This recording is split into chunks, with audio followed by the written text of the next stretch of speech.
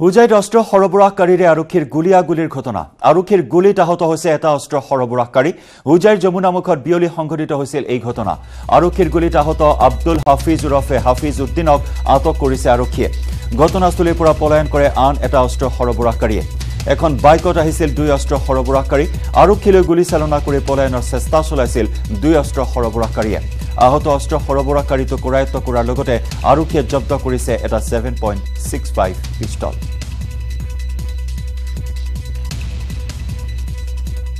আমি তাত মানে এটা জায়গা আছে জগন্নাথ পুলিচক বোলে ফায়াৰ কৰিব লৈছিল মানুহজনে ফায়াৰ কৰিছিল ব্লেংক ফায়াৰ কৰিছে এটা আৰক্ষীৰ লগত ফায়াৰিং হৈছে ন জাষ্ট ফৰ সেলফ ডিফেন্স মানে এই কাণ্ডটো হ'ল কিন্তু একচুৱেলি আমি পুলিচৰ কিবা হৈছে নেকি এতিয়া বৰ্তমান ন ইনজুৰিজ কমি আছে এজন হাতত নাম কি তেখেতৰ কপিল বৰ্মন আচ্ছা আনিছানি মাৰা হৈছিল মাৰাৰ পিছত মানে এই পেচেণ্টটো কৈছে বোলে যে মই যে কি কৰিছোঁ মই নিজে ক'ব নোৱাৰোঁ মইতো একো কৰা নাই সিহঁতক ডাইৰেক্ট এনেকৈ বুলি কৈছে আৰু পিছততো ইমান নাম চাম কৈছে হাফিজুদ্দিন নাম আৰু বাপেকৰ নাম হৈছে আব্দুল মুতলিব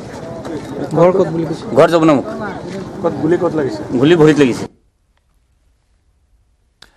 কোহিনুজাৰ শিক্ষাগত অৰ্হতা বিতৰ্কত এইবাৰ মাত মাতিছে প্ৰাক্তন মুখ্যমন্ত্ৰী তৰুণ গগৈয়ে প্ৰধানমন্ত্ৰী মোদীয়ে মিছা কথা কয় গতিকে কোহিনুজাই মিছা কথা কোৱাটো কোনো আচৰিত নহয় বিজেপি দলটোৱে মিছলীয়া দল কোহিনুজাৰ শিক্ষাগত অৰ্হতাক লৈ প্ৰতিক্ৰিয়া প্ৰকাশ প্ৰাক্তন মুখ্যমন্ত্ৰী তৰুণ গগৈৰ তেজপুৰত নিশা কংগ্ৰেছ প্ৰাৰ্থী এমজি ভিকে ভানুৰ হৈ নিৰ্বাচনী প্ৰচাৰ চলাবলৈ গৈ এই মন্তব্য প্ৰাক্তন মুখ্যমন্ত্ৰীগৰাকীৰ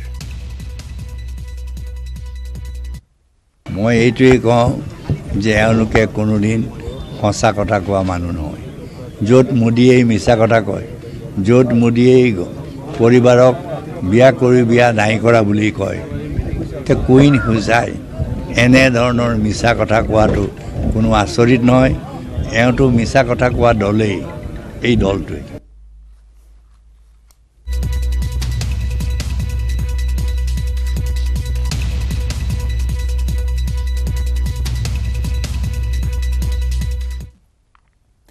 বিহু বুলিলে কেৱল তাঁতশাল ঢোল পেপা বা বিহু নৃত্য হুঁচৰি গোৱাই নহয় কম বেছি পৰিমাণে ৰঙালী বিহুতো অতিথিক আপ্যায়নৰ পৰম্পৰা আছে আৰু সেই উদ্দেশ্যেৰে ঘৰে ঘৰে মহিলাসকলে পিঠাপনা বনাবলৈ আৰম্ভ কৰিছে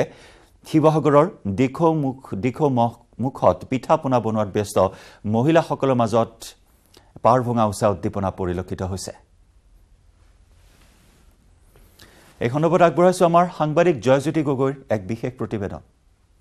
বহাগ সমাগত আৰু মাত্ৰ কেইটামান দিনৰ পিছতে হেপাহৰ বহাগ আহিব আমাৰ মাজলৈ আৰু এই মুহূৰ্তত মই উপস্থিত আছোঁ শিৱসাগৰৰ দিখৌমুখৰ উজনি ভৰুলা গাঁৱৰ এখন ঢেঁকীশালত ইয়াত মহিলাসকলে বিহুৰ প্ৰস্তুতি চলাইছে ঢেঁকীশালৰ এই ঢেঁকীৰ গুমগুমনি শব্দৰ মাজতে ইয়াত বিভিন্নগৰাকী মহিলা পিঠা পনা পৰিছে আমি পোনে পোনে আপোনালোকক দেখাইছোঁ সতীৰ্থ মুন্নাই দেখাব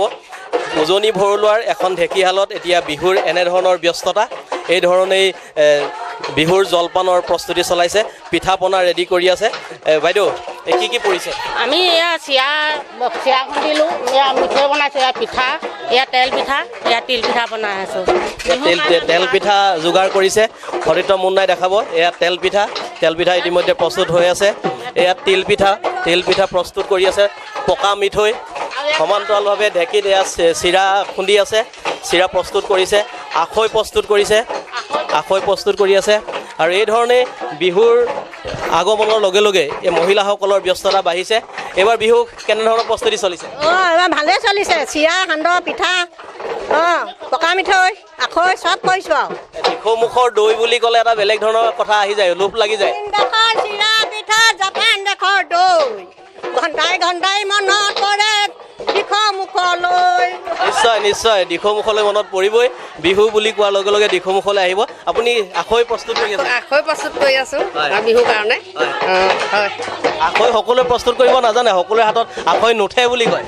আপোনাৰ হাতত উঠিছে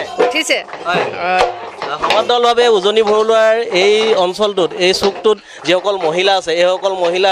যিসকলে কাম কৰি আছে আমি দেখাইছোঁ ইতিমধ্যে আৰু সমান্তৰালভাৱে বিহুৰ আগমনৰ লগে লগে তেওঁলোকৰ গাত উখল মাখল লাগিছে আৰু এয়া বিহুৰ প্ৰস্তুতি তেওঁলোকে চলাইছে নাচিছে সকলোৱে নাচি বাগি ইয়াত এটা বহাগৰ আগমনত সকলো উৎফুল্লিত হৈ পৰিছে সতীৰ্থ মুন্নাই দেখাব এইসকল মহিলাই সমান্তৰালভাৱে ঢেকীয়াশালত কামো কৰি আছে আৰু সমান্তৰালভাৱে ইয়াত বিহু বুলি এপাক কঁকাল ঘূৰাই নাচিছে উজনি ভৰলুৱাৰ এইসকল মহিলাক আপোনালোকে প্ৰত্যক্ষ কৰক বহাগৰ আগমনৰ লগে লগে এইসকল মহিলাৰ গাত এতিয়া উলাহে নধৰে হিয়া এনেকুৱা এটা অৱস্থা হৈছে আৰু এই চোতালত তেওঁলোকে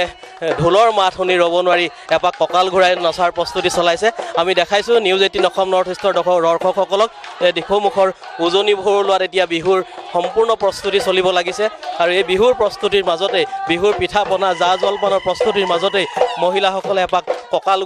ঘূৰাই নাচিছে আমি দেখাইছোঁ কি ধৰণে এইগৰাকী আইতাক আমি দেখাইছোঁ আইতাও ৰ'ব পৰা নাই এই মুহূৰ্তত চোতাললৈ আইতাও ওলাই আহিছে এপাক কঁকাল ঘূৰাই নাচিবৰ কাৰণে